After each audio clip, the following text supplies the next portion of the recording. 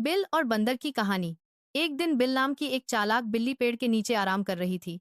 तभी एक शरारती बंदर ऊपर से फल फेंककर उसे चिढ़ाने लगा।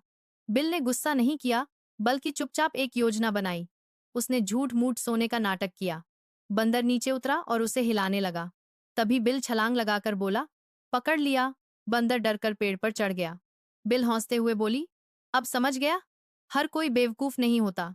बंदर ने माफी मांगी और दोनों दोस्त बन गए। कहानी यही सिखाती है, सोच समझकर काम करो।